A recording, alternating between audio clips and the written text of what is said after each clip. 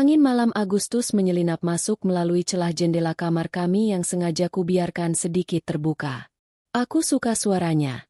Desau pelan yang mengisi kekosongan di rumah ini. Kekosongan yang terasa semakin lapang dari hari ke hari. Di seberang ranjang, Brahma, suamiku, sudah terlelap. Napasnya teratur dan dalam. Damai seolah tak ada satupun beban di dunia ini yang sanggup mengusiknya. Aku iri pada kedamaiannya. Bagiku, tidur adalah kemewahan yang sulit digapai, dan malam adalah panggung bagi ribuan tanya yang menari-nari di kepala. 5 tahun. Sudah 5 tahun kami menikah, dan rumah besar yang kami tinggali masih saja sepi. Dinding-dindingnya yang dicat putih gading terasa dingin. Perabot mahal yang kami pilih bersama seolah menjadi monumen bisu penantianku. Setiap sudut rumah ini telah kubayangkan akan diisi oleh tawa renyah dan tangis mungil seorang anak. Lemari di kamar kosong itu sudah beberapa kali kubuka tutup, membayangkan jajaran baju-baju kecil di dalamnya. Tapi kamar itu tetap kosong, dan harapanku perlahan terasa seperti cat yang mulai mengelupas dari dinding. Ini bukan karena kami tidak mencoba. Oh, kami mencoba. Setidaknya, aku yang mencoba. Setiap bulan, aku menandai kalender dengan lingkaran merah penuh antisipasi, menghitung masa subur dengan cermat laksana seorang akuntan yang menyeimbangkan neraca keuangan. Aku meminum ramuan herbal yang direkomendasikan teman, menyeduh teh penyubur yang rasanya pahit di lidah, dan memakan apapun yang konon katanya bisa memancing kehidupan baru untuk bersemayam di rahimku. Tapi semua itu sia-sia. Setiap bulan, kekecewaan datang seperti tamu tak diundang yang selalu tepat waktu. Dan ketika aku sampai pada titik di mana usaha personal tak lagi cukup, disitulah dinding itu benar-benar mulai retak. Mas, kataku suatu malam, beberapa bulan yang lalu, kami baru saja selesai makan malam. Piring-piring kotor masih di meja, menjadi saksi bisu percakapan yang akan mengubah segalanya.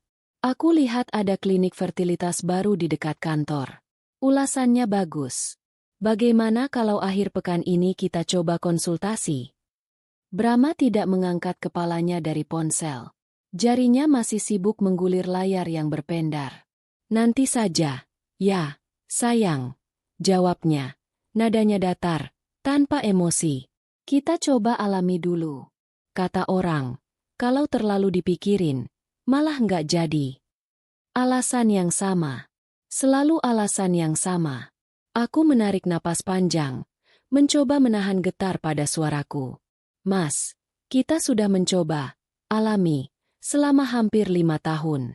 Mungkin ada sesuatu yang perlu kita periksa. Ini bukan cuma soal terlalu dipikirin. Ini soal ikhtiar. Kali ini dia meletakkan ponselnya, tapi tatapannya tidak bertemu denganku. Matanya menatap ke dinding di belakangku, seolah ada sesuatu yang lebih menarik di sana. Biayanya mahal, Nis. Kamu tahu sendiri. Program-program seperti itu bisa puluhan, bahkan ratusan juta. Kita masih banyak kebutuhan lain. Kita baru saja membeli mobil baru, Mas. Balasku. Suaraku sedikit meninggi tanpa bisa kucegah. Kita bisa. Aku bahkan rela nggak belanja apa-apa setahun ke depan. Aku cuma mau usaha. Untuk kita. Sudah. Potongnya.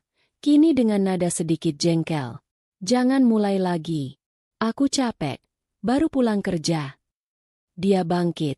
Membawa piring kotornya ke dapur. Dan percakapan selesai. Meninggalkanku sendirian di meja makan dengan perasaan dingin yang merayap di tulang punggung. Ini bukan sekadar penolakan. Ini penghindaran. Dia membangun sebuah benteng di antara kami, dan setiap kali aku mencoba mendekat dengan topik ini, dia akan menaikkan benteng itu lebih tinggi lagi. Hal yang paling menyakitkan adalah bagaimana ibu mertuaku seolah menjadi arsitek dari benteng itu. Setiap kali berkunjung atau menelepon, selalu ada sindiran yang ia selipkan dengan rapi di antara obrolan basa-basi. Gimana, Anissa? Sudah ada tanda-tanda? Tanyanya suatu sore, saat aku mengantarkan rendang buatannya ke rumah. Aku hanya tersenyum tipis. Belum, Bu. Doakan saja. Dia mendengus pelan, Sebuah suara yang lebih tajam dari pisau. Didoakan terus. Ya, harus ada usahanya juga. Badanmu itu loh. Dijaga. Jangan terlalu capek kerja. Perempuan itu kodratnya di rumah. Mengurus suami, melahirkan anak. Mungkin kamu terlalu lelah. Jadi, dingin, rahimnya. Aku menelan ludah. Merasakan tenggorokanku tercekat. Ingin sekali aku berteriak bahwa aku sudah melakukan segalanya. Ingin sekali aku mengatakan bahwa putranya lah yang tidak pernah mau diajak berjuang bersama. Tapi aku diam. Di hadapannya, aku selalu menjadi menantu yang salah, yang kurang, yang tidak sempurna. Brahma itu anak satu-satunya. Lanjutnya lagi, sambil mengelap meja yang sudah bersih. Jelas ibu ingin segera menimang cucu. Semua teman arisan ibu sudah punya cucu, tinggal ibu saja. Kadang ibu malu. Rasa bersalah itu ditimpakan seluruhnya ke pundakku. Aku merasa seperti terdakwa di pengadilan yang tidak adil, di mana hakim dan jaksa adalah orang yang sama. Aku pulang dari rumahnya dengan perasaan hancur. Di mobil, aku menangis dalam diam. Aku tidak menyalahkan Brahma sepenuhnya atas sikap ibunya. Tapi kebisuan Brahmalah yang membuatku merasa semakin terisolasi. Dia tidak pernah membelaku. Tidak sekalipun. Ketika ibunya menyindirku, dia hanya akan diam atau mengalihkan pembicaraan. Seolah masalah itu akan hilang dengan sendirinya. Malam ini, saat menatap wajahnya yang tertidur pulas, kepingan-kepingan percakapan dan kejadian itu berputar kembali di benakku. Penolakannya, alasan-alasannya yang tidak masuk akal, sindiran ibunya yang selaras. Ada sebuah pola di sini, sebuah narasi yang mereka tulis bersama di mana aku adalah tokoh antagonisnya. Aku bangkit dari ranjang, berjalan pelan ke arah jendela. Udara malam terasa lebih dingin di kulitku. Aku memandang keluar, ke jalanan kompleks yang lengang. 5 tahun lalu, di malam pertama kami di rumah ini, Brahma memelukku dari belakang di jendela yang sama. Dia berbisik, "Suatu saat nanti, rumah ini akan penuh dengan suara anak-anak kita, Nis." Dulu, bisikan itu terdengar seperti janji. Sekarang, ia terdengar seperti kebohongan. Ada sesuatu yang lebih dalam dari sekadar keengganan. Ada sesuatu yang dia sembunyikan. Aku bisa merasakannya dalam caranya menghindar, dalam tatapannya yang kosong, dalam ponsel yang tak pernah lepas dari genggamannya. Rasa lelahku karena menunggu perlahan berubah menjadi benih kecurigaan. Dinding harapanku bukan hanya retak, tapi aku mulai curiga. Ada seseorang yang sengaja melubanginya dari sisi lain, sedikit demi sedikit, sampai semuanya runtuh. Aku kembali ke tempat tidur, tapi tidak lagi berbaring di sampingnya. Aku duduk di tepi ranjang, memunggunginya. Keheningan malam tidak lagi terasa menenangkan. Ia terasa mengancam, penuh dengan rahasia yang belum terungkap. Aku tidak akan bertanya lagi padanya. Aku tidak akan memohon lagi. Mulai malam ini, aku akan mencari jawabannya sendiri. Keputusanku untuk mencari jawaban sendiri dimulai keesokan paginya. Dengan sisa keberanian yang berhasil kukumpulkan semalaman, aku mendekati Brahma yang sedang mengikat tali sepatunya, siap berangkat kerja. Aroma kopi dan roti panggang masih menguar di udara. Sebuah fasad normalitas yang terasa menyesakkan. "Mas," panggilku lembut. "HM?" Jawabnya tanpa menoleh. "Aku sudah buat janji temu dengan Dokter Andi di Klinik Harapan Bunda. Sabtu pagi jam 10. Aku mengatakannya dengan satu tarikan napas, seolah takut jika berhenti di tengah jalan, aku akan kehilangan momentum. Gerakan tangannya berhenti. Selama beberapa detik, ia hanya diam membeku. Lalu, ia bangkit perlahan. Wajahnya menunjukkan ekspresi yang belum pernah kulihat sebelumnya. Bukan sekadar jengkel atau lelah. Ada kilat panik di matanya, meski hanya sekejap, sebelum ia berhasil menyamarkannya dengan topeng kekesalan. "Anissa, sudah berapa kali aku bilang? Jangan memaksakan kehendakmu sendiri." Suaranya naik 1 oktav. "Aku sudah bilang aku belum siap. Kenapa kamu tidak bisa mengerti?" "Karena aku tidak mengerti, Mas." Balasku, suaraku bergetar. Sudah 5 tahun. Apa yang kamu tunggu? Apa yang membuatmu tidak siap? Jelaskan padaku. Dia mengusap wajahnya dengan kasar. Sabtu ini aku tidak bisa. Ada rapat penting di luar kota. Mendadak. Sebuah kebohongan. Aku tahu itu sebuah kebohongan. Aku bisa melihatnya dari caranya menghindari mataku. Dari caranya mengetuk-ngetukkan jari ke meja makan dengan gelisah. Tidak ada rapat apapun. Agenda kerjanya selalu kubantu rapikan. Sabtu ini kosong. Rapat apa? Tanyaku, menantangnya. Kamu tidak perlu tahu semua urusan kantorku. Bentaknya. Batalkan saja janji itu. Kita bicarakan ini lain waktu. Lain waktu yang tidak akan pernah datang. Dia menyambar tas kerjanya, meneguk kopinya yang sudah dingin dalam sekali tegukan, dan pergi begitu saja. Bahkan tanpa ciuman di kening atau ucapan pamit seperti biasanya. Hanya bantingan pintu depan yang meninggalkan gema di rumah yang sunyi ini. Aku terduduk lemas di kursi makan. Penolakannya kali ini terasa berbeda. Lebih keras, lebih defensif.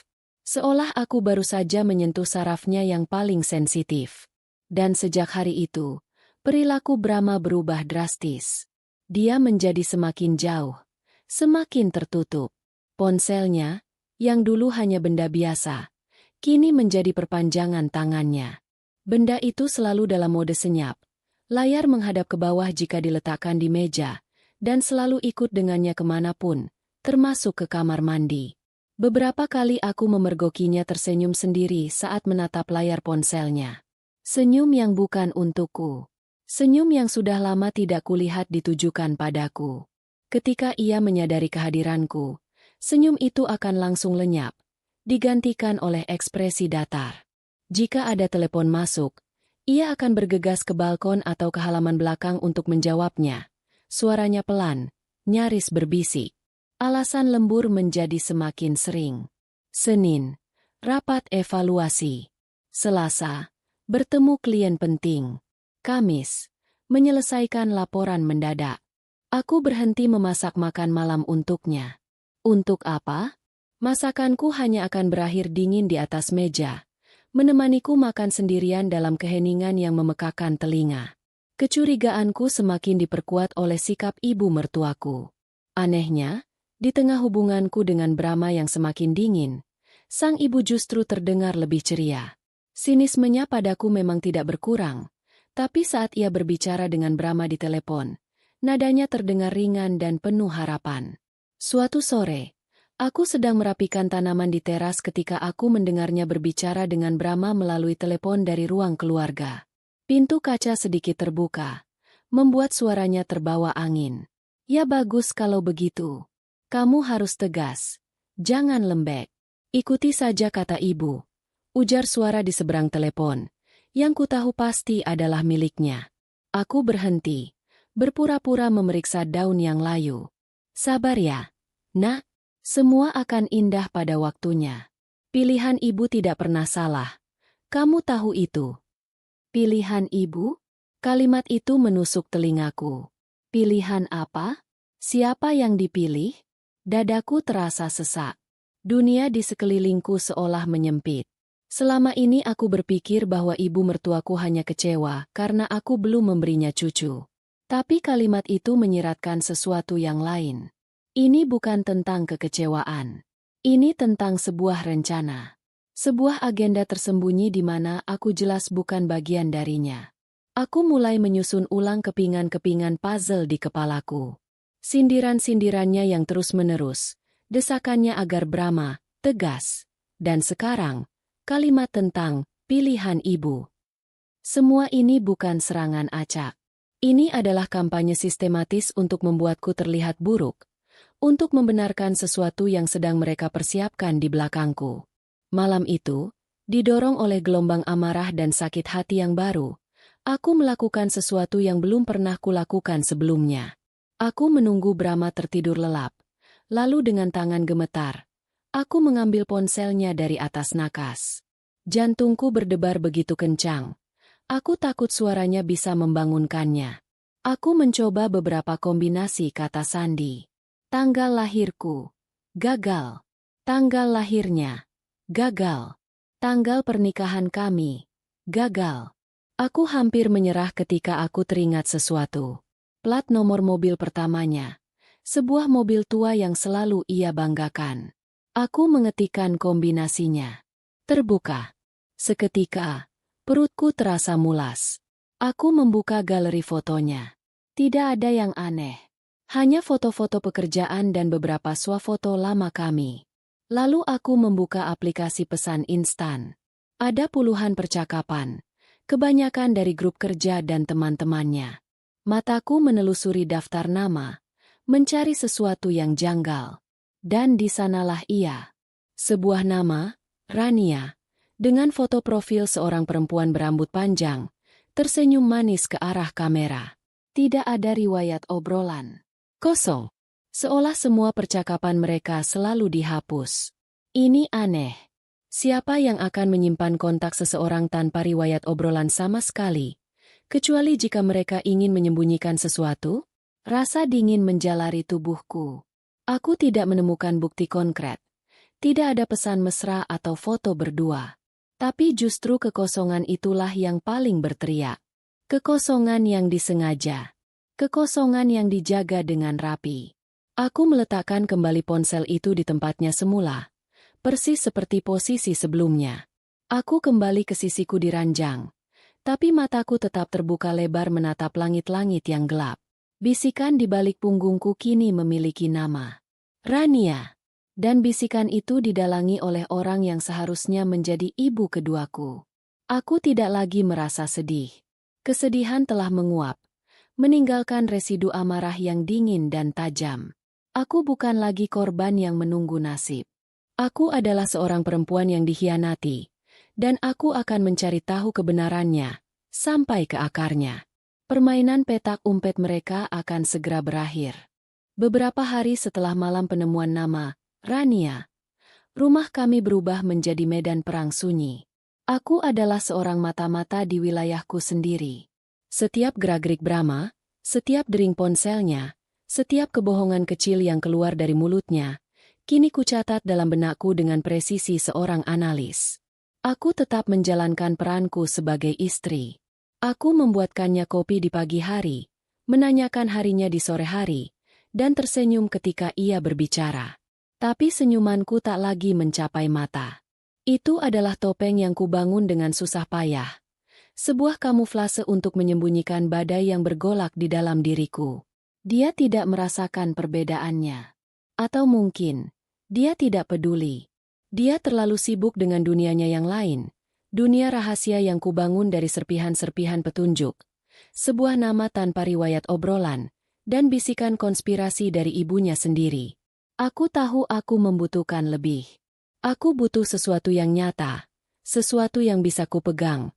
Sesuatu yang tidak bisa ia sangkal. Dan kesempatan itu datang pada hari Sabtu, di tengah tumpukan cucian kotor. Hari Sabtu seharusnya menjadi hari keluarga, tapi bagi kami, itu hanyalah hari lain di mana Brahma punya alasan untuk tidak berada di rumah. Pagi itu ia pamit untuk bertemu teman-teman futsal, sebuah kegiatan yang sudah berbulan-bulan tidak pernah ia lakukan. Aku hanya mengangguk, mengucapkan, hati-hati di jalan, dengan nada yang terlatih netral. Setelah ia pergi, aku memulai ritual akhir pekanku, membereskan rumah. Aku mengumpulkan pakaian kotor dari keranjang di sudut kamar mandi, memisahkan yang putih dan yang berwarna. Saat tanganku meraih kemeja kerja yang ia kenakan hari Kamis, hari di mana ia mengaku lembur sampai lewat tengah malam, jemariku merasakan sesuatu yang kaku di dalam saku. Bukan dompet atau kunci. Ini adalah selembar kertas tipis yang terlipat rapi.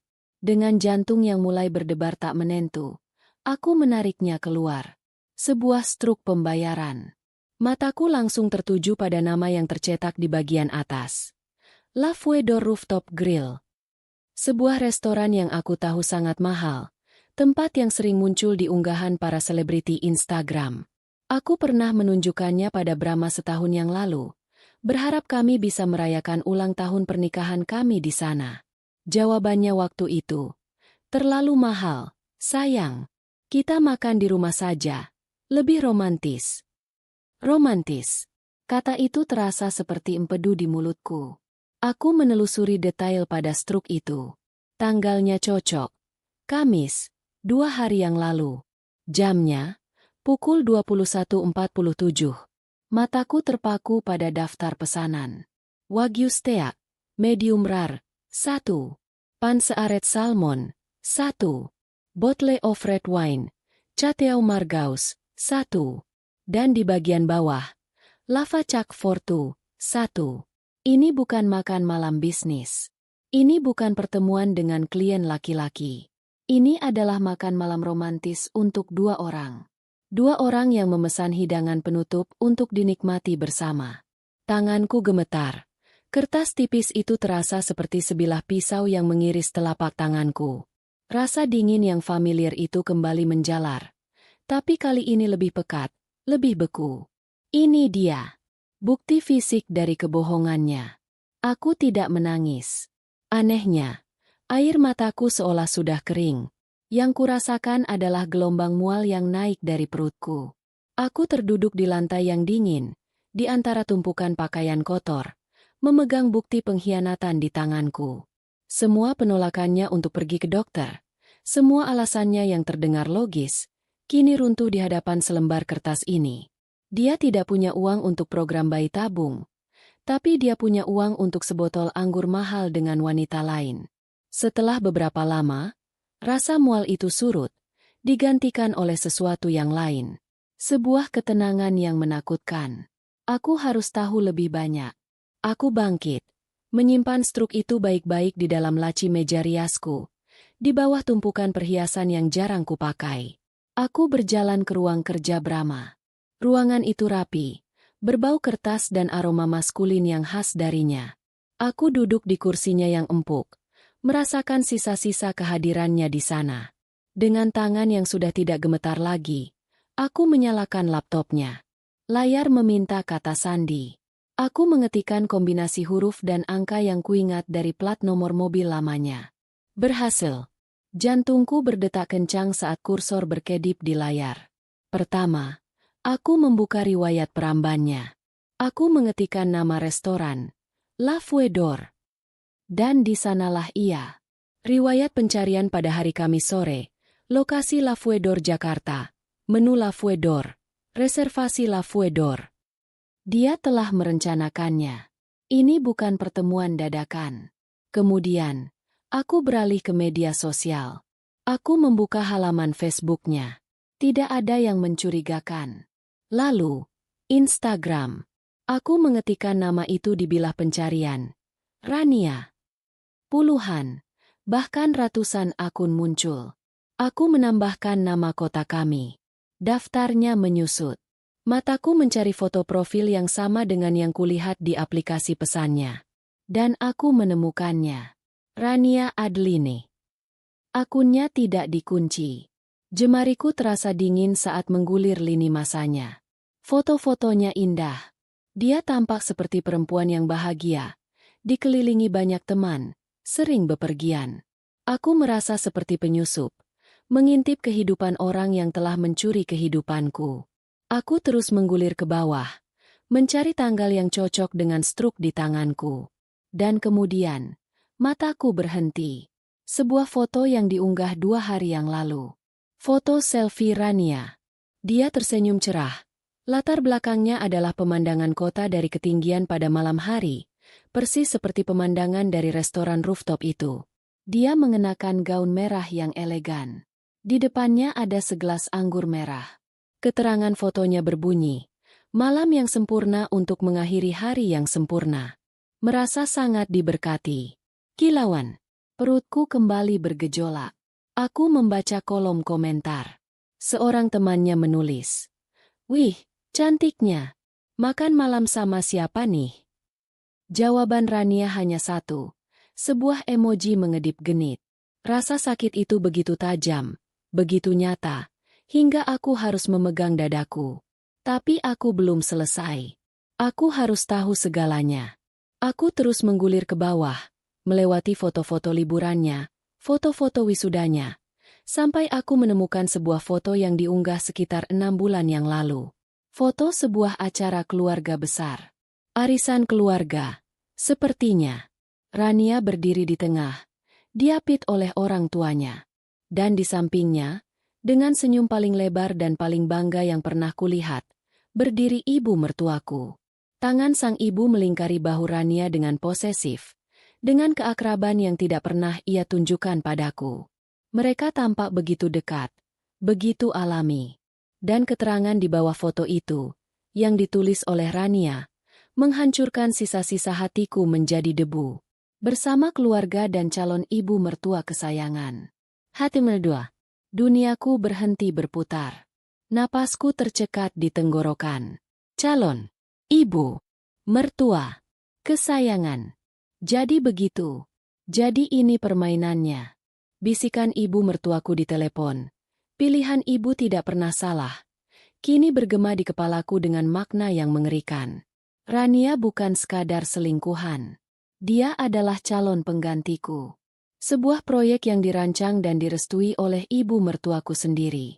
Pengkhianatan ini berlapis-lapis. Bukan hanya pengkhianatan seorang suami pada istrinya. Ini adalah konspirasi. Mereka telah merencanakan ini di belakangku. Mungkin sudah sejak lama. Mereka membiarkanku hidup dalam kebingungan dan rasa bersalah. Sementara mereka sedang mempersiapkan fondasi untuk kehidupan baru Brahma. Aku bukan lagi seorang istri yang sedang berjuang. Aku adalah masalah yang sedang menunggu untuk disingkirkan. Aku menutup laptop itu dengan pelan. Tidak ada lagi amarah yang bergejolak. Tidak ada lagi rasa sakit yang membakar. Yang tersisa hanyalah kekosongan yang dingin dan luas. Aku menatap pantulan wajahku di layar laptop yang gelap. Perempuan yang menatap balik itu tampak asing. Matanya tidak lagi memancarkan harapan atau kesedihan. Matanya memancarkan api. Mereka telah membuat kesalahan besar. Mereka pikir aku lemah. Mereka pikir aku akan hancur dan menangis dalam diam. Mereka tidak tahu bahwa dengan pengkhianatan ini, mereka tidak menghancurkanku. Mereka telah menciptakanku kembali menjadi sesuatu yang sama sekali baru. Sesuatu yang tidak akan tinggal diam. Aku tidak akan mengkonfrontasi mereka dengan teriakan atau air mata. Aku akan memberi mereka apa yang mereka inginkan, sebuah pertunjukan. Dan aku akan menjadi sutradaranya. Aku harus melihatnya sendiri, dengan kedua mataku. Aku harus menyaksikan sandiwara mereka secara langsung. Seminggu setelah penemuan di laptop Brahma, aku hidup dalam dua realitas. Di luar, aku adalah Anissa yang sama. Aku memasak, membersihkan rumah, tersenyum, dan berbicara dengan nada lembut. Tapi di dalam, aku adalah orang yang berbeda. Aku adalah seorang strategis yang menunggu saat yang tepat untuk bergerak. Setiap hari adalah latihan kesabaran. Aku mengamati Brahma dengan ketelitian seorang ilmuwan yang mempelajari spesimen langka.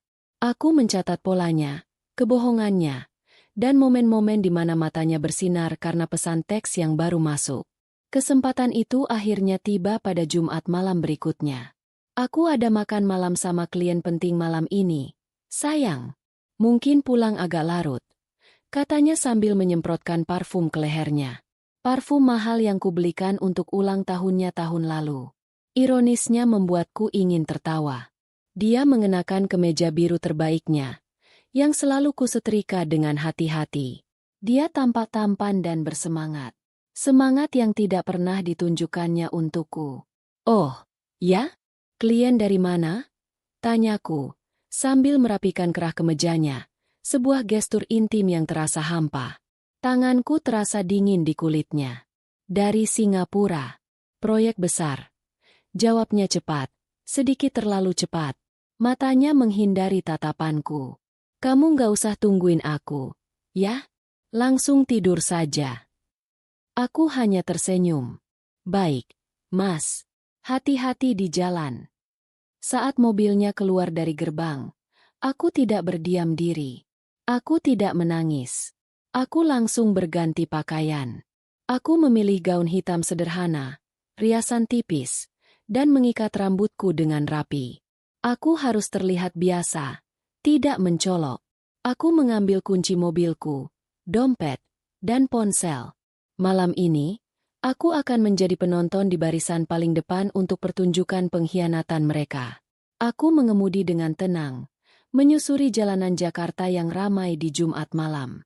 Lampu-lampu kota yang berkelip tampak kabur, tidak menarik perhatianku sama sekali.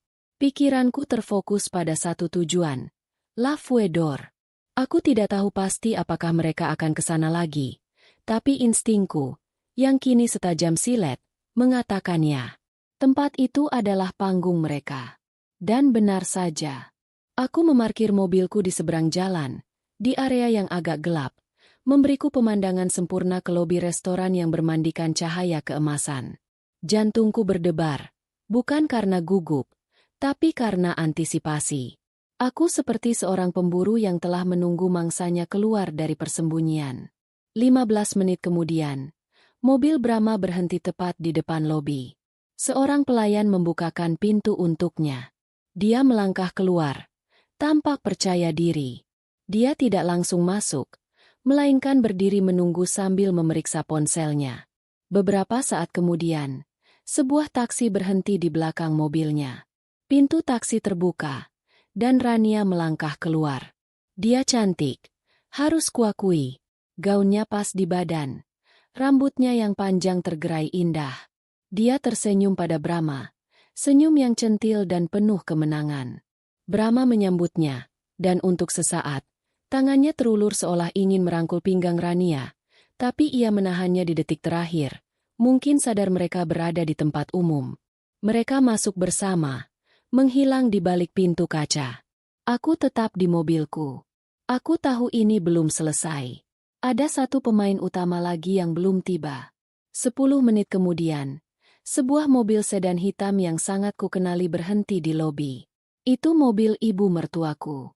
Seorang sopir membukakan pintu, dan perempuan itu melangkah keluar dengan angkuh, mengenakan setelan batik yang mahal. Dia berjalan masuk ke restoran seolah itu adalah miliknya. Sekarang, semua pemain sudah di atas panggung.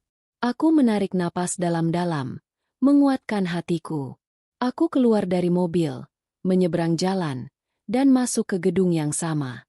Aku tidak menuju ke restoran di puncak gedung. Aku menuju ke bar lounge yang terletak satu lantai di bawahnya, yang memiliki balkon dengan pemandangan ke arah kota dan, yang paling penting, pemandangan dari bawah ke arah beberapa meja di tepi jendela restoran di atasku. Aku memesan segelas air mineral dan berjalan ke sudut balkon yang paling gelap. Dan di sanalah mereka. Di sebuah meja premium di tepi jendela kaca, duduk bertiga. Pemandangannya persis seperti mimpi buruk yang telah kubayangkan. Brahma, Rania, dan ibunya. Mereka tertawa. Ibu mertuaku sedang bercerita. Tangannya bergerak-gerak dengan antusias. Rania mendengarkan dengan saksama. Sesekali tertawa kecil dengan anggun. Brahma menatap Rania dengan cara yang sudah sangat lama tidak pernah ia tujukan padaku. Tatapan penuh pemujaan, seolah Rania adalah pusat alam semestanya. Dan disinilah momen itu datang. Momen pencerahan yang menyakitkan sekaligus membebaskan. Pantas saja. Kata-kata itu bergema di dalam kepalaku. Begitu keras hingga menenggelamkan semua suara lain. Pantas saja suamiku tak mau promil dan program bayi tabung. Karena benihnya sudah ia siapkan untuk ladang yang lain. Pantas saja ia selalu bilang biaya mahal. Karena uangnya ia habiskan untuk mengesankan calon istri barunya. Pantas saja ibu mertuaku selalu menyalahkanku, menghinaku, membuatku merasa tak berharga. Karena ia sedang sibuk menyeleksi dan menyetujui menantu pengganti yang dianggapnya lebih unggul. Aku bukan lagi seorang istri yang gagal memberinya keturunan. Aku adalah sebuah kesalahan dalam rencana besar mereka. Sebuah rintangan yang harus disingkirkan. 5 tahun pernikahanku, 5 tahun penantianku, 5 tahun air mataku. Semuanya terasa seperti lelucon kosmik yang kejam. Rasa sakit itu ada, menusuk tajam di ulu hati. Tapi di baliknya, ada sesuatu yang lain tumbuh. Kemarahan. Bukan kemarahan buta yang panas, melainkan kemarahan dingin yang terfokus. Aku mengangkat ponselku.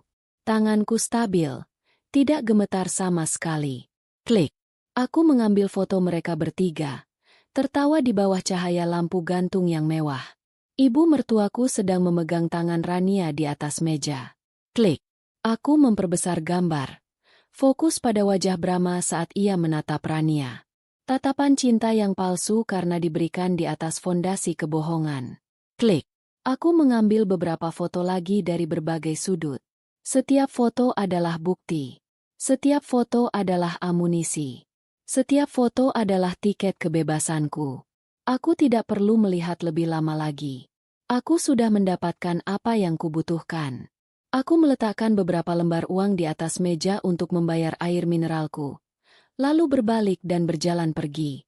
Aku tidak menoleh ke belakang.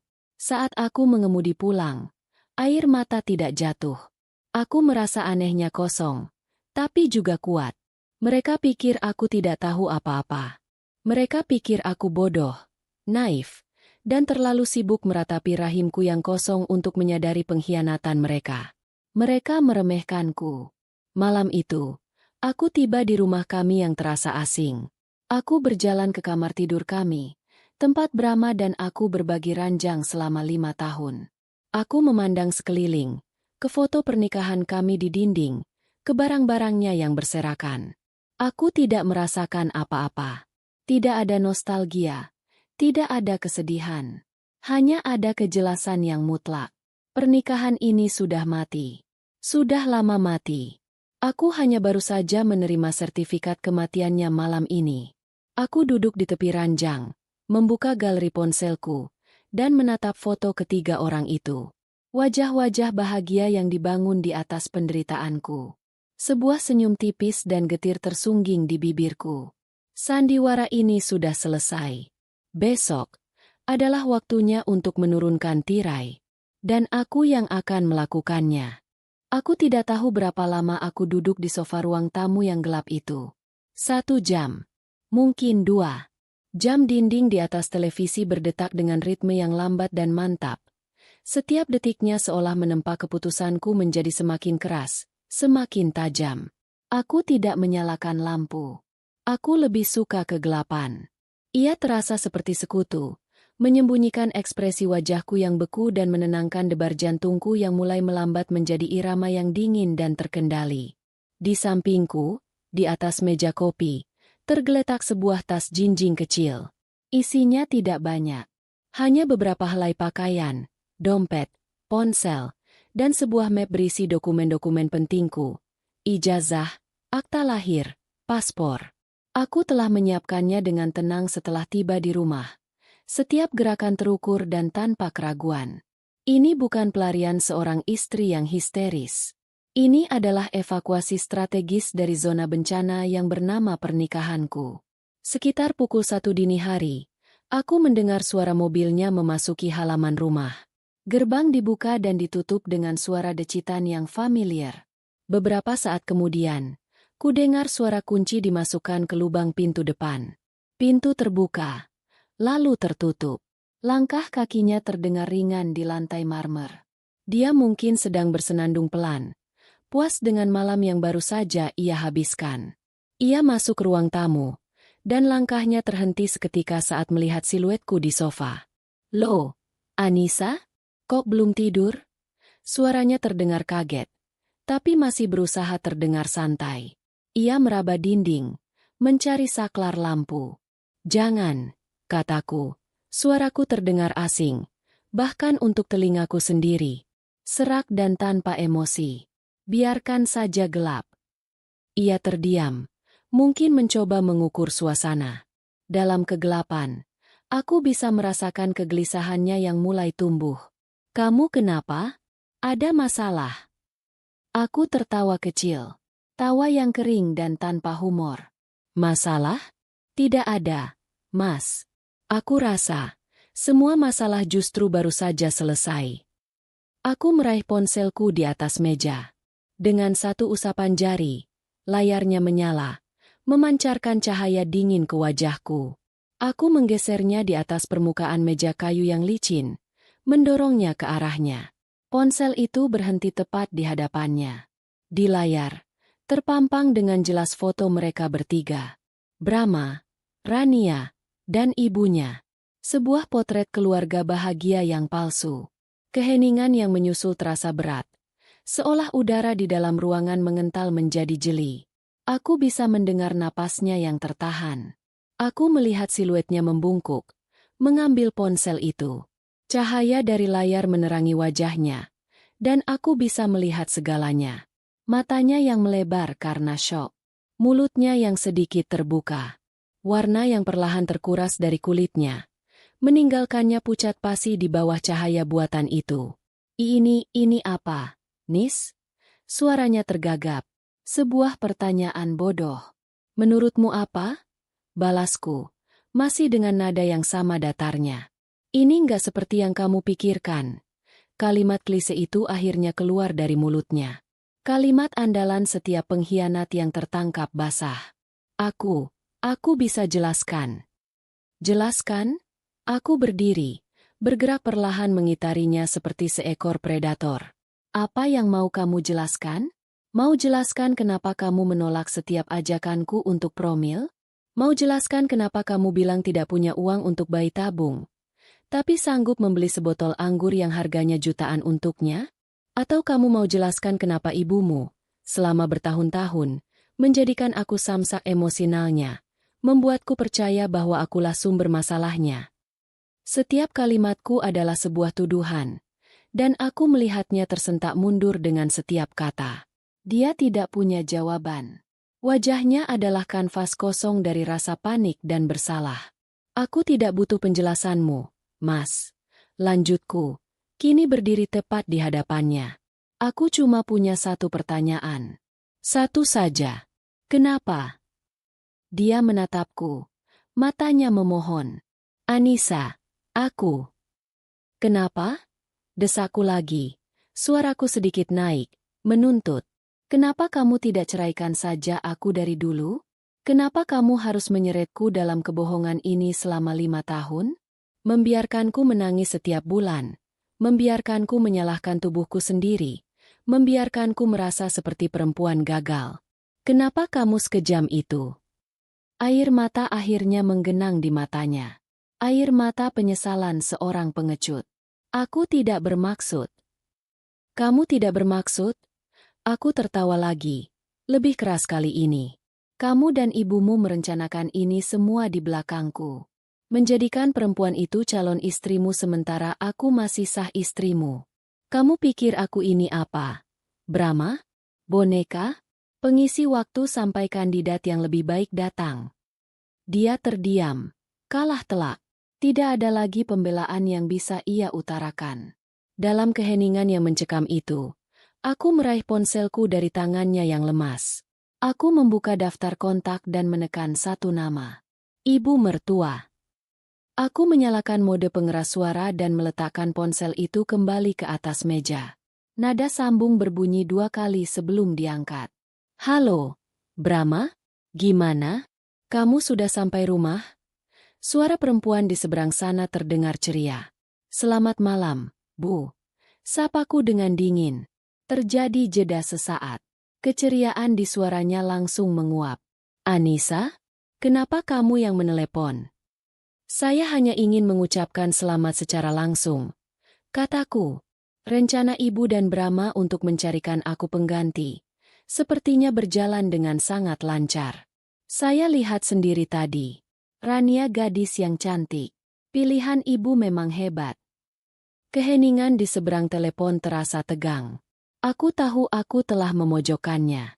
Dan seperti hewan yang terpojok, ia pun menyerang.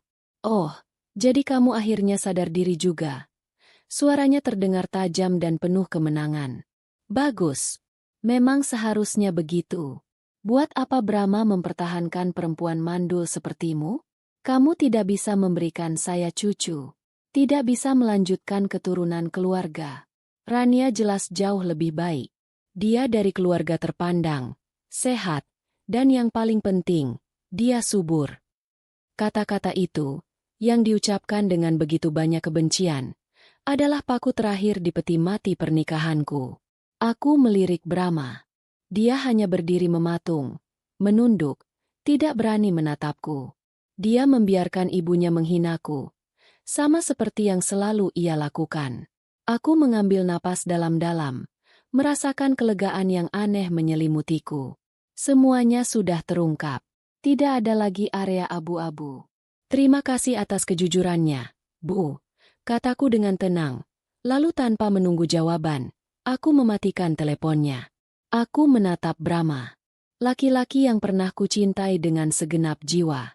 Laki-laki yang pernah menjadi duniaku. Kini ia tampak begitu kecil, begitu menyedihkan di mataku. Kamu dengar itu? Bisikku. Itulah kebenaran yang kalian sembunyikan dariku. Kalian bahkan tidak punya keberanian untuk mengatakannya langsung, malah memilih menyiksaku secara perlahan. Aku berjalan ke tempat tasku tergeletak dan menyandangnya di bahu. 5 tahun, Brahma. 5 tahun aku memberikan segalanya untuk pernikahan ini. Kesetiaanku, tubuhku, harapanku, dan ini balasan kalian. Aku berhenti di ambang pintu, berbalik untuk menatapnya untuk terakhir kali. Mulai detik ini, di bawah atap yang menjadi saksi semua air mataku, aku, Anissa Wijayanti, menceraikan kamu, Brahma Adiatmaja. Aku mengucapkan nama lengkap kami, memberikan bobot dan finalitas pada kata-kataku. Itu bukan permohonan. Itu adalah sebuah dekret. Urus saja perempuan pilihan ibumu itu. Tambahku, setiap kata diliputi oleh hawa dingin. Semoga kalian mendapatkan apa yang kalian inginkan. Dia akhirnya bergerak, melangkah maju seolah ingin menghentikanku. Nis, jangan pergi, kita bisa bicarakan ini. Tidak ada lagi yang perlu dibicarakan. Potongku, kamu sudah punya kehidupan barumu. Sekarang, biarkan aku memulai kehidupanku. Aku berbalik dan berjalan keluar dari pintu itu tanpa menoleh ke belakang. Aku berjalan melewati taman kecil yang dulu kurawat dengan penuh cinta. Aku masuk ke mobilku, menyalakan mesinnya. Suaranya mengoyak keheningan malam. Saat aku mengemudikan mobil menjauh dari rumah itu, aku melihat ke spion. Aku melihatnya berdiri di ambang pintu, sebuah siluet tak berdaya di bawah cahaya teras. Aku tidak merasakan apa-apa. Tidak ada penyesalan, tidak ada keraguan. Aku terus mengemudi, tanpa tujuan yang jelas. Aku membuka jendela mobil, membiarkan angin malam menerpa wajahku. Dan untuk pertama kalinya setelah sekian lama, aku bisa bernapas dengan lega. Beban yang selama ini menghimpit dadaku, yang membuatku sulit bernapas, telah terangkat.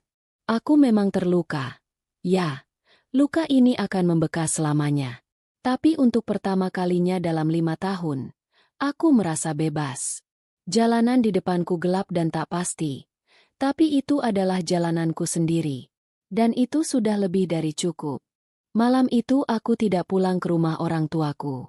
Aku tidak ingin menjawab pertanyaan mereka, tidak sanggup melihat tatapan iba di mata mereka. Aku membutuhkan ruang hampa, sebuah tempat di mana aku bisa menjadi anonim, di mana tidak ada kenangan yang menempel di dinding. Aku berakhir di sebuah hotel bisnis di pusat kota, memesan kamar untuk 1 malam dengan nama gadisku. Kamar itu berbau pembersih lemon dan kain spray yang baru dicuci. Semuanya serba steril, serba impersonal. Tidak ada foto pernikahan di dinding, tidak ada jejak sepatu Brahma di dekat pintu, tidak ada aroma parfumnya yang tertinggal di udara. Di dalam keheningan yang asing inilah, pertahananku akhirnya runtuh. Aku tidak meraung atau menjerit. Aku hanya duduk di tepi ranjang, dan air mata yang selama ini kutahan mulai mengalir tanpa suara. Aku menangis bukan karena kehilangan Brahma. Aku baru sadar, aku sudah kehilangannya jauh sebelum malam ini. Aku menangis karena kehilangan 5 tahun hidupku. Aku menangis untuk Anissa yang lebih muda, yang penuh harapan, yang percaya pada janji-janji dan dongeng pernikahan. Aku menangis karena kebodohanku yang membiarkan diriku direduksi menjadi sekadar rahim yang kosong, yang nilainya diukur dari kemampuannya untuk menghasilkan keturunan. Tangisan itu adalah sebuah proses pembersihan. Aku membiarkan semua rasa sakit, penghinaan, dan kekecewaan keluar dari sistemku, mengalir bersama air mataku hingga aku merasa lelah dan kosong. Malam itu, untuk pertama kalinya setelah sekian lama, aku tidur tanpa mimpi buruk. Keesokan paginya, aku terbangun dengan mata bengkak tapi kepala yang jernih. Kesedihan semalam telah bermetamorfosis menjadi sebuah resolusi yang kokoh. Aku menghubungi seorang pengacara yang direkomendasikan temanku. Pertemuan kami singkat dan lugas. Saya ingin perceraian yang secepat dan sebersih mungkin, kataku pada perempuan parubaya yang menatapku dengan tatapan tajam namun penuh empati. Saya tidak menuntut harta gonogini. Rumah, mobil, semua aset bersama, saya serahkan padanya. Saya hanya ingin kebebasan saya kembali. Pengacaraku, Budiana, mengangkat alisnya. Anda yakin? Anda berhak atas setengahnya. Saya yakin, jawabku tegas. Saya tidak mau ada apapun dari dia yang menempel pada hidup saya nanti. Anggap saja itu pesangon untuk 5 tahun kebohongan yang telah saya jalani. Prosesnya berjalan lebih cepat dari yang kuduga. Brahma tidak melawan. Menurut Budiana, dia tampak seperti orang yang kalah. Dia menyetujui semua syaratku tanpa perdebatan. Kami hanya bertemu sekali, di sebuah ruangan mediasi yang terasa dingin dan kaku. Dia tampak lebih kurus. Lingkaran hitam di bawah matanya terlihat jelas. Dia mencoba menatapku, mencari sesuatu di mataku, mungkin pengampunan atau sisa-sisa perasaan. Tapi yang ia temukan hanyalah tatapan kosong. Kami menandatangani surat-surat yang diperlukan dalam diam, dan setelah itu, kami resmi menjadi orang asing. Langkah selanjutnya adalah menemukan tempat tinggalku sendiri. Setelah beberapa minggu tinggal di kos-kosan sempit, aku akhirnya menemukan sebuah apartemen kecil di lantai 12 sebuah gedung di pinggiran kota. Tempat itu tidak besar, tapi jendelanya lebar, menghadap ke hamparan pepohonan hijau, bukan gedung-gedung beton. Saat pertama kali melangkah masuk ruangan yang kosong itu, aku merasakan sensasi yang belum pernah kurasakan sebelumnya. Ini milikku. Sepenuhnya milikku. Membangun kembali hidupku dari puing-puing terasa seperti belajar berjalan lagi. Awalnya aku terhuyung-huyung. Ada malam-malam di mana kesepian terasa begitu menyesakkan. Ada pagi-pagi di mana aku terbangun dan untuk sesaat lupa bahwa aku sendirian. Tapi pelan-pelan, aku mulai mengisi ruang kosong itu, bukan dengan kenangan masa lalu, tapi dengan diriku yang baru. Aku mengecat dinding apartemenku dengan warna biru langit yang menenangkan. Aku membeli perabotan sedikit demi sedikit, memilih setiap barang dengan saksama. Sebuah sofa empuk untuk membaca, sebuah meja kayu kecil untuk bekerja, dan banyak rak untuk buku-buku yang mulai kukumpulkan lagi. Apartemen itu perlahan menjadi cerminan diriku. Bukan cerminan pernikahan yang gagal. 1 tahun berlalu. Waktu adalah penyembuh yang aneh. Ia tidak menghapus luka, tapi ia mengajarkanmu cara hidup dengan bekas lukanya. Dalam setahun itu, aku menumpahkan seluruh energiku pada pekerjaan. Aku mengambil proyek-proyek yang menantang, bekerja hingga larut malam bukan karena lari dari kesepian, tapi karena aku menemukan kembali gairah dalam profesiku. Kerja kerasku membuahkan hasil. Aku mendapat promosi menjadi manajer tim, sebuah pencapaian yang membuatku bangga pada diriku sendiri. Harga diriku tidak lagi terikat pada status perkawinan atau kemampuan reproduksifku. Harga diriku dibangun di atas kompetensi dan dedikasiku. Aku juga mulai membuka diri pada teman-teman lama yang sempat kujauhi. Aku menelepon sahabatku dari kuliah, mengajaknya minum kopi. Di sebuah kafe yang nyaman, aku menceritakan semuanya. Untuk pertama kalinya, aku menuturkan seluruh kisah pengkhianatan itu tanpa sensor. Sahabatku mendengarkan tanpa menghakimi, dan di akhir ceritaku, ia hanya memelukku erat. "Kamu perempuan terkuat yang pernah aku kenal," bisiknya. Dukungan mereka menjadi sauh bagiku. Aku menemukan kembali hobi-hobi yang telah lama terlupakan. Aku mulai melukis lagi, memenuhi kanvas-kanvas putih dengan warna-warna cerah. Aku bergabung dengan sebuah komunitas pendaki gunung dan menghabiskan akhir pekan menjelajahi keindahan alam yang belum pernah kujamah. Suatu pagi, setelah pendakian yang melelahkan, aku berdiri di puncak sebuah gunung. Di hadapanku terhampar lautan awan yang disinari matahari terbit. Angin meniup rambutku, membawa aroma tanah basah dan embun. Di sana, di ketinggian itu, aku merasa begitu kecil sekaligus begitu besar. Aku merasa terhubung dengan sesuatu yang lebih agung dari sekadar drama pribadiku. Aku merasa damai. Keinginanku untuk memiliki anak tidak sepenuhnya lenyap. Ia masih ada, bersemayam di sudut hatiku yang paling dalam. Tapi ia telah berubah. Ia bukan lagi sebuah obsesi yang menyakitkan. Bukan lagi satu-satunya tolok ukur kebahagiaanku. Aku belajar bahwa aku bisa menjadi perempuan yang utuh, yang bahagia, bahkan tanpa seorang anak. Kebahagiaan datang dari dalam, dari penerimaan diri, dari secangkir teh hangat di pagi hari, dari tawa bersama sahabat, dari kepuasan menyelesaikan sebuah lukisan. Suatu sore, seorang teman lama yang masih berhubungan dengan lingkungan pergaulan Brahma memberiku kabar. "Nis, kamu sudah dengar?" Tanyanya hati-hati melalui telepon. "Brahma dan Rania menikah bulan lalu. Pestanya besar-besaran." Aku terdiam sejenak, mencerna informasi itu. Setahun yang lalu, berita ini mungkin akan menghancurkanku. Tapi sekarang, yang kurasakan hanyalah kehampaan. Tidak ada amarah, tidak ada kecemburuan, tidak ada rasa sakit. Hanya ada perasaan lega yang aneh, seolah bab terakhir dari sebuah buku yang tidak kusukai akhirnya selesai. "Oh, ya?" jawabku ringan. "Semoga mereka bahagia." Dan aku benar-benar bersungguh-sungguh. Aku tidak lagi peduli. Kebahagiaan atau ketidakbahagiaan mereka bukan lagi urusanku. Mereka telah menjadi bagian dari masa laluku. Sebuah babak yang telah kututup rapat-rapat. Setelah menutup telepon, aku menyeduh teh melati dan berjalan ke balkon apartemenku. Dari lantai 12, aku memandang matahari yang mulai terbenam, mewarnai langit dengan semburat oranye dan ungu. Aku tersenyum, senyum yang tulus, yang datang dari lubuk hatiku. Puing-puing itu telah kubangun kembali menjadi sebuah fondasi yang baru, yang lebih kuat dari sebelumnya. Aku tidak tahu apa yang akan terjadi di masa depan. Tapi untuk pertama kalinya dalam waktu yang sangat lama, aku menantikannya dengan tangan dan hati yang terbuka. Aku siap. Hidupku setelah perceraian adalah sebuah kanvas yang luas dan tenang.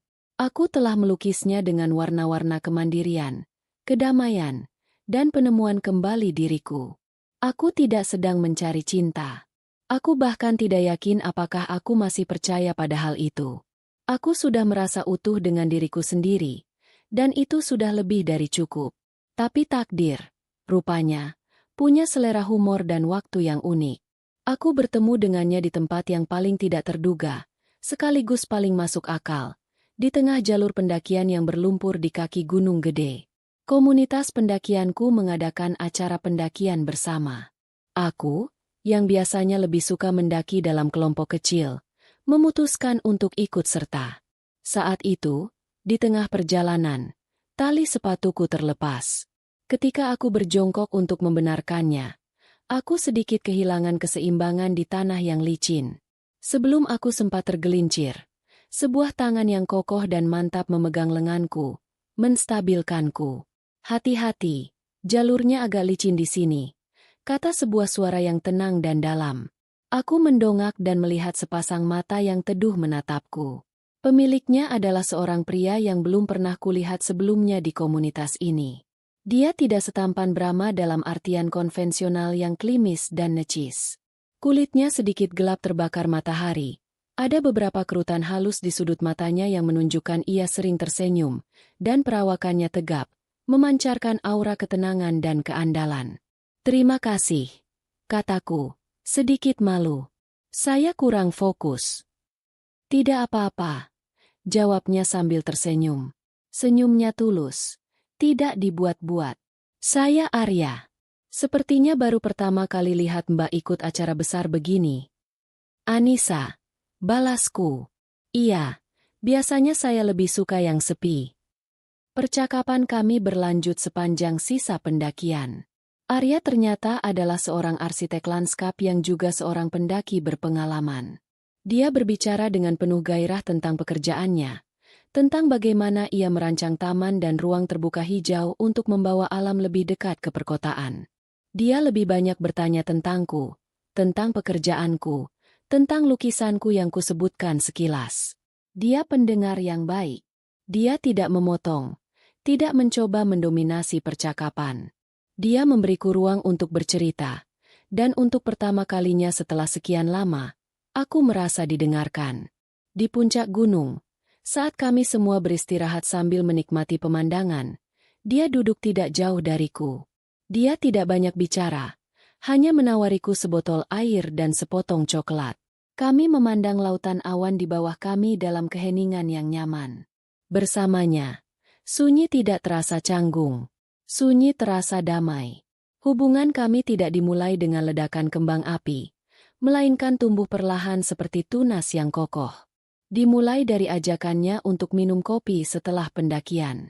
Lalu berlanjut ke kunjungan ke museum seni, di mana ia dengan antusias mendengarkanku berceloteh tentang teknik-teknik lukisan.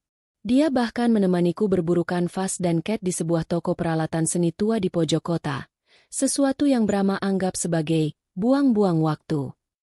Setiap interaksi kami adalah antitesis dari hubunganku dengan Brahma. Jika Brahma adalah badai yang tak terduga dan merusak, Arya adalah tanah yang kokoh di bawah kakiku. Dia konsisten. Dia dapat diandalkan. Dia tidak pernah membuatku menebak-nebak perasaannya. Jika dia bilang akan menelepon, dia akan menelepon. Jika dia berjanji akan datang, dia akan datang. Hal-hal kecil yang ternyata adalah segalanya. Aku sadar aku mulai jatuh hati padanya. Dan perasaan itu membuatku takut. Dinding pertahanan yang telah kubangun dengan susah payah mulai menunjukkan celah.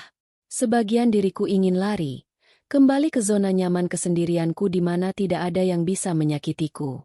Tapi sebagian diriku yang lain, bagian yang telah lama tertidur, merindukan kehangatan yang ditawarkan oleh tatapan matanya. Aku tahu, aku tidak bisa melangkah lebih jauh tanpa kejujuran. Aku berutang padanya, dan pada diriku sendiri, untuk membuka semua kartu. Suatu malam, setelah kami memasak makan malam bersama di apartemenku, aku memberanikan diri. Dengan jantung berdebar, aku duduk di hadapannya di sofa. Aroma gulai ayam yang kami buat masih menguar di udara. Arya, panggilku. Suaraku sedikit bergetar.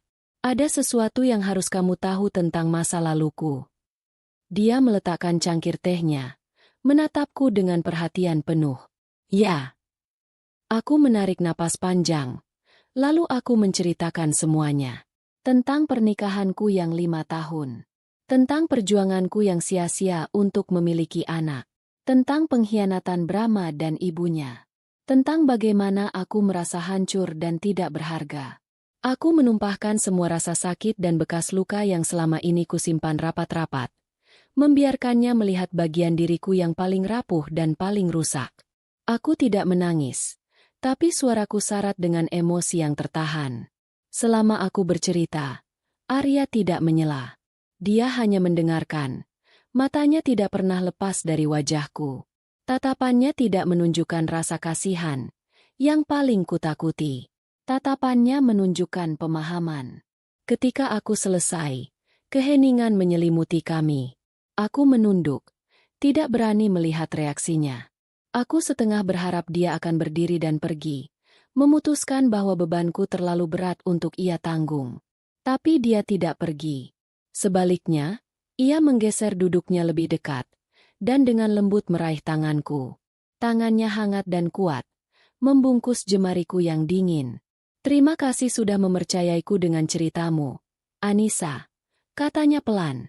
Aku tidak bisa membayangkan betapa beratnya semua itu untukmu. Aku akhirnya mengangkat wajahku. Aku hanya ingin kamu tahu. Keinginanku untuk punya anak, itu bagian besar dari diriku. Dia mengangguk perlahan. Lalu dia menatap lurus ke mataku, dan mengucapkan kalimat yang meruntuhkan sisa dinding pertahananku. Aku juga ingin punya keluarga suatu saat nanti, Anissa. Katanya dengan suara yang mantap dan tulus. Tapi bagiku, keluarga dimulai dari kita berdua. Jika suatu saat nanti kita ditakdirkan punya anak, itu adalah anugerah yang luar biasa. Tapi jika tidak, ia mengeratkan genggamannya di tanganku. Memilikimu saja sudah lebih dari cukup bagiku. Air mata yang tidak jatuh saat aku bercerita, kini jatuh tanpa bisa kucegah. Tapi ini bukan air mata kesedihan. Ini adalah air mata kelegaan. Kalimat sederhana itu adalah balsem yang menyembuhkan luka terdalamku. Untuk pertama kalinya, ada seorang pria yang melihatku sebagai seorang perempuan, sebagai seorang individu, bukan sebagai alat untuk melanjutkan keturunan. Nilaiku di matanya tidak bersyarat. Beberapa bulan kemudian, di puncak gunung yang sama tempat kami pertama kali berbicara, Arya melamarku. Tidak ada kemewahan, tidak ada penonton. Hanya kami berdua, langit biru, dan hamparan awan di bawah kami. Dia berlutut dengan satu kaki, mengeluarkan sebuah kotak kecil berisi cincin perak sederhana dengan sebuah batu safir biru kecil.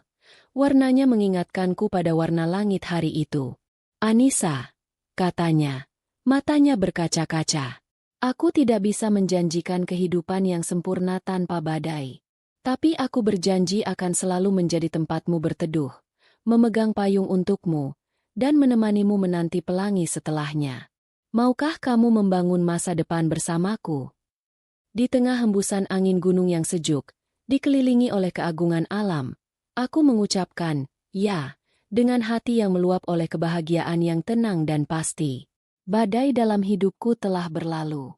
Dan di hadapanku kini berdiri pelangiku, lebih indah dan lebih nyata dari apa yang pernah berani kuimpikan. Pernikahan kami tidak diselenggarakan di sebuah gedung mewah dengan ratusan undangan.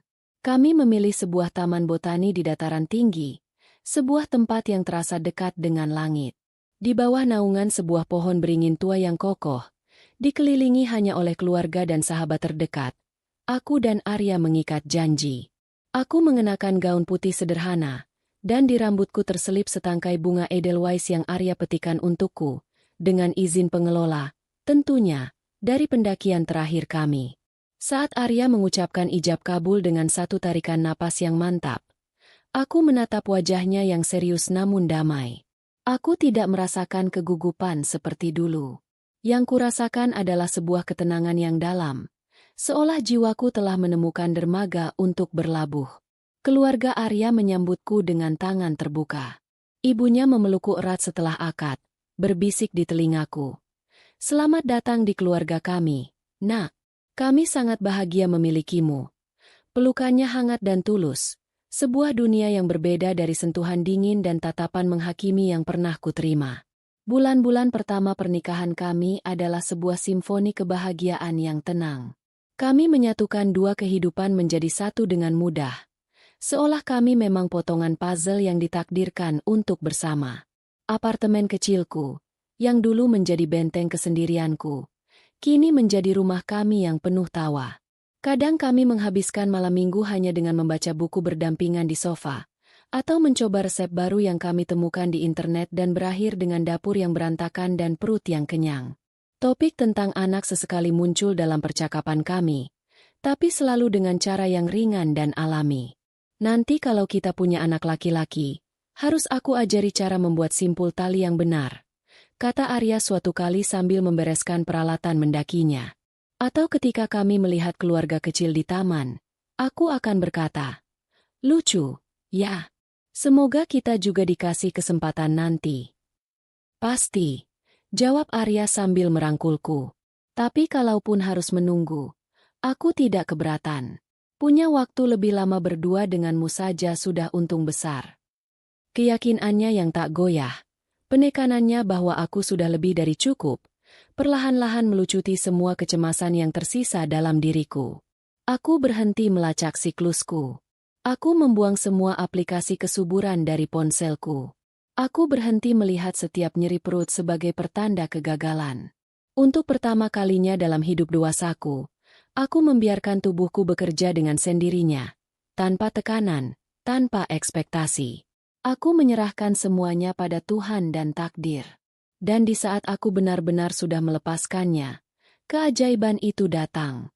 Bermula dari rasa lelah yang tak biasa dan sensitivitas terhadap bau kopi di pagi hari, minuman favoritku. Aku mengabaikannya selama beberapa minggu, menganggapnya hanya karena beban kerja yang sedang padat. Tapi ketika aku menyadari bahwa tamu bulananku sudah terlambat lebih dari 2 minggu, sebuah debaran halus mulai terasa di dadaku.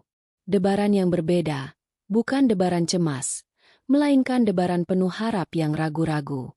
Dengan tangan yang sedikit gemetar, aku membeli sebuah alat tes kehamilan dalam perjalanan pulang kerja. Aku tidak langsung menggunakannya. Aku menyimpannya di laci kamar mandi, takut untuk berharap terlalu tinggi. Tapi keesokan paginya, aku memberanikan diri. Aku mengikuti instruksinya dengan saksama, lalu meletakkan alat itu di atas wastafel. Aku tidak berani melihatnya. Aku menutup mata, mengatur napas, dan berdoa dalam hati. Setelah beberapa menit yang terasa seperti selamanya, aku membukanya. 2 garis. Bukan 1 garis samar dan 1 garis tegas. Bukan garis evaporasi yang menipu. Tapi 2 garis merah muda yang jelas, tegas, dan tak terbantahkan. Aku terduduk di lantai kamar mandi yang dingin, menatap benda kecil di tanganku itu.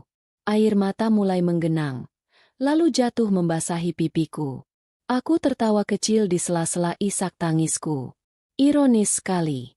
Bertahun-tahun aku memburu 2 garis ini dengan segala cara, dengan stres dan air mata, dan ia tidak pernah muncul. Sekarang, saat aku hidup dalam damai dan cinta, saat aku berhenti mengejarnya, ia datang dengan begitu mudahnya. Aku ingin memberitahu Arya dengan cara yang istimewa. Sore itu, aku membeli sebuah kotak perhiasan kecil dan sepasang sepatu bayi rajutan yang mungil. Aku meletakkan alat tes kehamilan itu di dalam kotak, bersama dengan sepatu bayi, lalu membungkusnya dengan cantik. Malam itu, setelah makan malam, aku memberikan kotak itu padanya. Hadiah kecil, kataku, mencoba menyembunyikan senyumku. Arya tampak bingung. Hadiah untuk apa? Buka saja, desakku. Dia membukanya dengan perlahan. Alisnya berkerut saat melihat isinya. Dia mengambil sepatu bayi itu, lalu alat tes kehamilan. Dia menatapnya selama beberapa detik, lalu menatapku, lalu kembali menatap alat itu. Aku bisa melihat proses berpikir di wajahnya. Dari kebingungan, menjadi pemahaman, lalu menjadi kebahagiaan murni yang meluap-luap. Matanya berkaca-kaca. Nis, ini beneran. Suaranya bergetar. Aku hanya mengangguk, tidak sanggup berkata-kata karena air mataku kembali mengalir. Dia tidak berteriak. Dia hanya meletakkan kotak itu, lalu menarikku ke dalam pelukannya yang erat. Aku bisa merasakan debar jantungnya yang kencang di dadaku. Dia membenamkan wajahnya di lekuk leherku. Terima kasih. Ya Tuhan, terima kasih, sayang. Bisiknya berulang kali. Kebahagiaannya begitu nyata, begitu tulus, hingga membuat hatiku terasa penuh dan hangat. 9 bulan berikutnya adalah periode terindah dalam hidupku. Arya memperlakukanku seperti ratu. Dia menemaniku ke setiap jadwal kontrol dokter, mendengarkan penjelasan dokter dengan lebih saksama daripadaku. Dia akan mengusap perutku yang membuncit setiap malam, berbicara pada calon bayi kami, menceritakan harinya atau menyanyikan lagu-lagu sumbang yang membuatku tertawa. Dia memijat kakiku yang bengkak, membuatkan jus buah di pagi hari, dan memastikan aku tidak melewatkan vitamin-vitaminku. Aku menikmati setiap detik kehamilanku. Aku merasa cantik, dicintai, dan dihargai. Ini bukan lagi sebuah tugas yang harus kupenuhi, melainkan sebuah perjalanan ajaib yang kami lalui bersama. Di suatu malam di bulan Juni, saat hujan turun dengan deras, kantung ketubanku pecah. Proses persalinan berjalan cukup lama dan melelahkan, tapi Arya tidak pernah beranjak dari sisiku. Dia memegang tanganku, menyeka keringat di dahiku, membisikkan kata-kata penyemangat saat aku merasa ingin menyerah. Dia adalah batu karangku di tengah badai kontraksi. Dan akhirnya, setelah perjuangan panjang, terdengarlah suara tangisan nyaring yang memenuhi ruang persalinan. Suara terindah yang pernah kudengar seumur hidupku. Selamat, Bu, Pak, putrinya cantik dan sehat, kata dokter sambil meletakkan buntalan mungil yang kemerahan itu di dadaku. Saat kulitnya bersentuhan dengan kulitku, saat aku menatap wajah kecilnya yang masih berkerut, saat jari-jari mungilnya menggenggam jariku, dunia seolah berhenti. Gelombang cinta yang begitu dahsyat menghantamku, lebih besar dari apapun yang pernah kurasakan. Dia sempurna. Arya menangis dalam diam di sampingku, mengecup keningku dan kening putri kami bergantian. Kami menamainya Bintang Kirana. Sebuah nama yang berarti cahaya bintang yang indah. Karena dia adalah cahaya kami. Anugerah yang datang setelah malam yang panjang dan gelap. Beberapa hari kemudian, di kamar apartemen kami yang kini dihiasi pernak-pernik bayi, aku duduk di sofa sambil menyusui Bintang. Arya duduk di lantai di sampingku, memandangi kami dengan tatapan penuh puja. Waktu berjalan membawa serta penyembuhan dan kebahagiaan yang tak pernah kubayangkan. 2,5 tahun setelah kelahiran Bintang, hidup kami telah menemukan ritmenya yang indah. Apartemen kami yang dulu tenang kini selalu ramai oleh celoteh dan tawa putri kecil kami. Bintang tumbuh menjadi anak yang ceria, aktif, dan luar biasa ingin tahu. Matanya yang besar dan hitam mirip dengan mata Arya. Tapi senyumnya yang sedikit jahil adalah milikku. Hari Sabtu itu, kami memutuskan untuk pergi ke sebuah mal baru di selatan Jakarta. Ada toko mainan besar yang baru buka, dan kami berjanji akan membelikan Bintang sebuah boneka baru jika ia berhasil tidur siang tanpa rewel. Tentu saja, ia berhasil. Suasana mal ramai seperti biasa di akhir pekan. Kami berjalan santai. Arya mendorong troli belanja yang lebih banyak berisi camilan untuk Bintang daripada belanjaan kami. Sementara aku menggandeng tangan mungil Bintang yang melompat-lompat kecil di sisiku.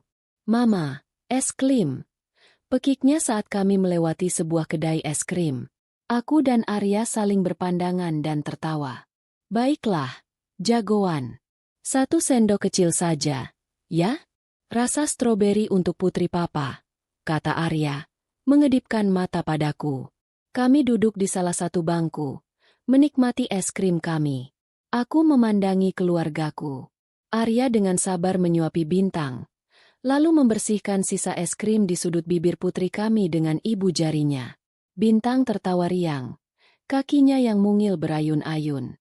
Hatiku membengkak oleh rasa syukur yang begitu besar hingga terasa sesak. Inilah hidupku sekarang.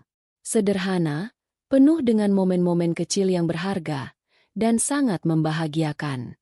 Aku, yang dulu merasa hidupku takkan pernah lengkap, kini merasa begitu penuh, begitu melimpah. Setelah es krim habis, kami melanjutkan perjalanan menuju toko mainan. Saat kami keluar dari sebuah toko buku, berjalan menuju eskalator, sebuah gerakan yang familiar di keramaian menarik perhatianku. Seorang pria dan seorang wanita berjalan ke arah kami. Sang wanita tampak anggun dengan tas bermerek dan riasan yang sempurna. Sang pria berjalan di sampingnya dengan langkah yang tampak berat. Duniaku seolah melambat. Aku mengenali mereka seketika. Brahma dan Rania. Jantungku berdebar sekali, kencang, bukan karena sakit hati, tapi karena keterkejutan murni melihat hantu dari masa laluku muncul begitu saja di hadapanku. Bertahun-tahun telah berlalu, tapi wajah mereka tidak banyak berubah. Hanya saja ada sesuatu yang berbeda. Rani, yang dulu kulihat tertawa lepas di restoran, kini wajahnya tampak kencang dan tegang. Senyumnya terlihat dipaksakan saat ia berbicara pada Brahma. Brahma sendiri tampak lebih tua dari usianya. Ada kelelahan yang dalam di matanya, dan garis-garis di sudut bibirnya seolah tertarik ke bawah. Mereka berjalan berdampingan, tapi ada jarak di antara mereka. Sebuah ruang kosong yang terasa dingin dan canggung. Mereka tidak bergandengan tangan. Mereka lebih mirip dua rekan kerja yang sedang dalam perjalanan bisnis yang tidak menyenangkan daripada sepasang suami istri. Saat itulah mata Brahma bertemu dengan mataku.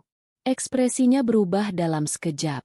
Dari kelelahan, menjadi keterkejutan, lalu menjadi sesuatu yang tidak bisa kubaca. Panik, penyesalan.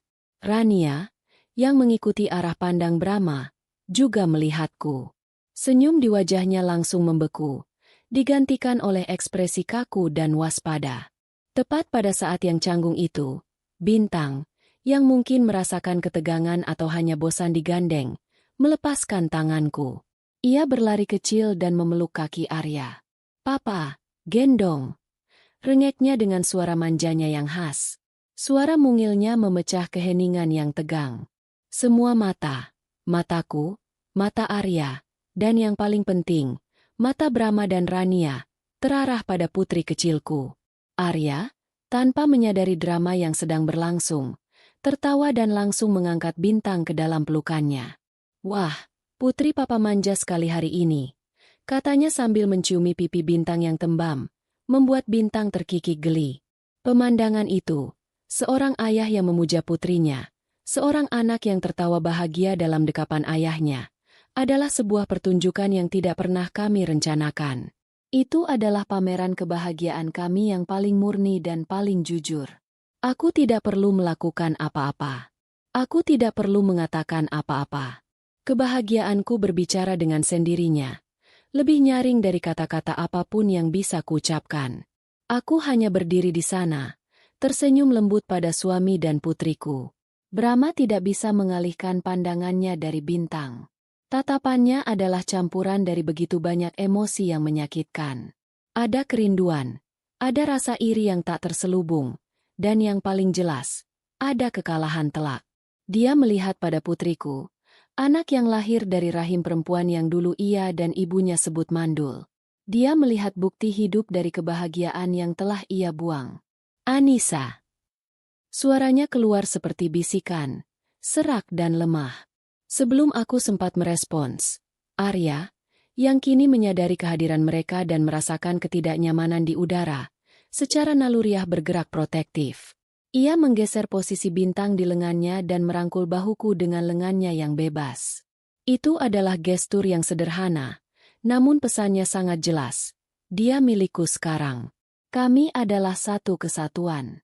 Arya hanya mengangguk singkat pada mereka. Sebuah pengakuan yang sopan namun menjaga jarak. Tatapannya tegas. Rania membuang muka, pura-pura melihat etalase toko di samping kami. Topeng kesempurnaannya retak, memperlihatkan kecemburuan dan rasa tidak aman yang tersembunyi di baliknya. Aku menatap Brahma untuk terakhir kalinya. Aku tidak lagi melihat pria yang pernah menyakitiku. Aku melihat seorang pria yang terjebak dalam pilihannya sendiri. Seorang pria yang tampak sangat tidak bahagia. Tidak ada lagi amarah dalam diriku. Yang ada hanya kehampaan. Dan mungkin sedikit rasa kasihan. "Mari, sayang," bisikku pada Arya. Kami berbalik dan berjalan pergi. Meninggalkannya mereka berdua berdiri mematung di tengah keramaian mal. Aku tidak menoleh ke belakang. Aku tidak perlu. Aku berjalan tegak, menggandeng tangan suamiku yang kokoh. Sementara putri kami bersandar nyaman di bahunya. Beberapa langkah kemudian, Bintang menunjuk ke arah lain. "Papa, lihat, balon." Kami semua tertawa. Ketegangan dari pertemuan tadi langsung menguap, tergantikan oleh keceriaan putri kami. Saat kami berjalan menuju penjual balon, aku menatap wajah Arya, lalu wajah Bintang. Hatiku dipenuhi oleh kedamaian. Pertemuan tak terduga itu bukanlah sebuah momen balas dendam. Itu adalah sebuah momen penegasan. Penegasan bahwa aku telah memilih jalan yang benar. Penegasan bahwa kebahagiaan sejati tidak datang dari membuktikan sesuatu kepada orang lain, melainkan dari membangunnya dengan tulus untuk diri sendiri. Dan saat aku melihat kembali ekspresi kosong di wajah Brahma dan Rania, sebuah pertanyaan baru mulai terbentuk di benakku. Sebuah potongan puzzle terakhir yang hampir menemukan tempatnya. Setelah bertahun-tahun menikah dengan perempuan, pilihan, ibunya. Kenapa mereka masih tampak begitu kosong dan sendirian? Aku tidak pernah membayangkan bisa sebahagia ini, bisiknya. Aku tersenyum, menatap wajah putri kecil kami yang tertidur pulas di dekapanku. Semua penantian, semua rasa sakit di masa lalu, semuanya terasa terbayar lunas. Anugerah yang tertunda ini terasa jauh lebih manis karena aku menerimanya di waktu yang tepat, dengan orang yang tepat. Aku telah menemukan keluargaku, dibangun di atas fondasi cinta sejati, bukan di atas tuntutan dan ekspektasi. Dan aku bersyukur untuk setiap detiknya. Malam itu, setelah kami pulang dari mal, aku menidurkan Bintang di kamarnya. Aku menyanyikan lagu Nina Bobo untuknya. Lagu yang sama yang selalu dinyanyikan ibuku untukku, sampai napasnya menjadi teratur dan dalam. Aku memandangi wajahnya yang damai di bawah cahaya temaram lampu tidur. Pipinya yang gembil, bulu matanya yang lentik. Sebuah keajaiban kecil yang nyata. Anugerahku. Setelah memastikan ia terlelap, aku berjalan ke ruang keluarga. Arya sedang membaca buku di sofa, tapi ia mengangkat kepalanya saat aku masuk. Ia tahu, pikiranku masih tertinggal di mal, pada pertemuan tak terduga tadi. "Kamu tidak apa-apa?" tanyanya lembut, menepuk ruang kosong di sampingnya. Aku duduk dan menyandarkan kepalaku di bahunya. "Aku tidak apa-apa," jawabku, dan aku bersungguh-sungguh. Hanya saja aneh melihat mereka seperti itu. "Mereka tampak tidak bahagia," kata Arya, menyuarakan apa yang kami berdua lihat. "Sangat tidak bahagia," aku membenarkan. Dan tatapan Brahma saat melihat Bintang.